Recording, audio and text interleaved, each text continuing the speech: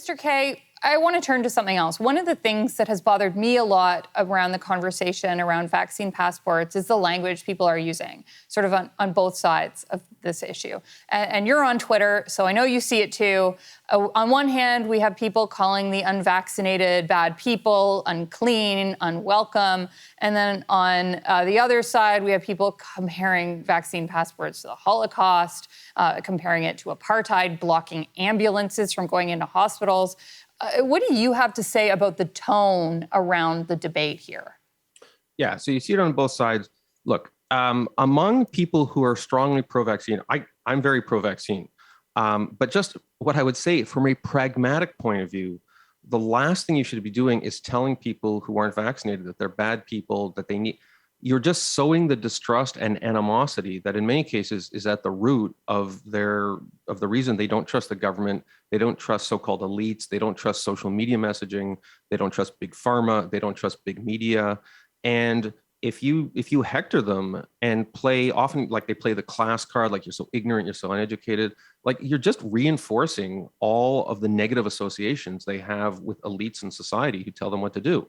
So assuming your goal is actually to get people vaccinated, stop making people feel like crap or trying to make them feel like crap because of this decision. And the other thing I should say is that I know lots of people here in Toronto who, have good jobs and they're academics and stuff. And if you look at the social media, it's like, Joe Smith's double vaxxed, super masked, and like their avatar, they're wearing this big mask. And it's like, okay, I get it. I wear a mask. I'm into vaccination. I get all that. It's not like my identity. And yes, okay, we get it. You're like super medically aware person. You're into safety. Get over yourself. Like, these are public health measures we do to live life, to be with our families and work. Maybe, like highlight that aspect of your personality instead of like, look, I'm a big mask with a face behind it. Like that shouldn't be your identity.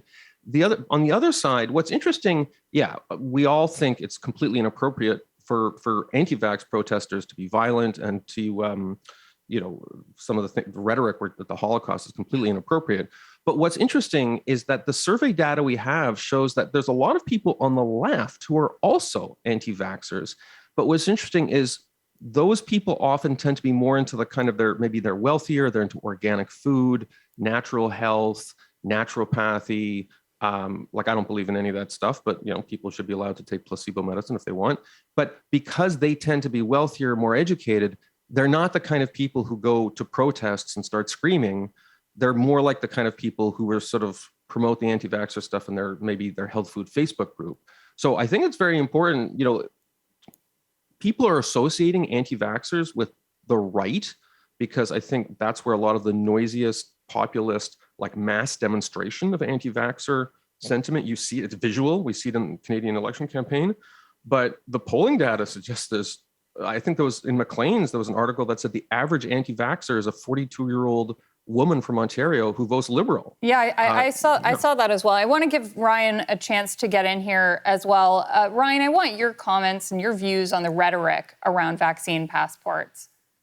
Well, it's shifted considerably even since the spring. The Prime Minister in the spring, and as recently as May, said that he opposed mandatory vaccine passports. He acknowledged that persons may have religious reasons not to get vaccinated, certainly, and most importantly, I would argue, medical reasons or a disability preventing vaccination. Now, during a federal election, he's screaming into a microphone on a stage saying that, don't think you can get on a plane or train beside a vaccinated person.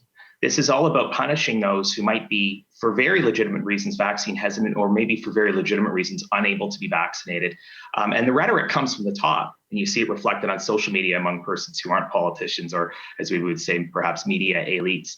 The rhetoric is problematic. It's dividing the community, and I don't think it's actually in service of getting more individuals vaccinated if they're already hesitant. But we should not be using vaccination policy or removal of privileges as a stick with which to beat persons. We don't do it with other vaccines. We don't do it with other types of medical treatment. And we certainly shouldn't be doing it in this context. But that rhetoric comes from the top. It's heated during an election. And I think that lays at the feet of our politicians before it lays at the feet of the public.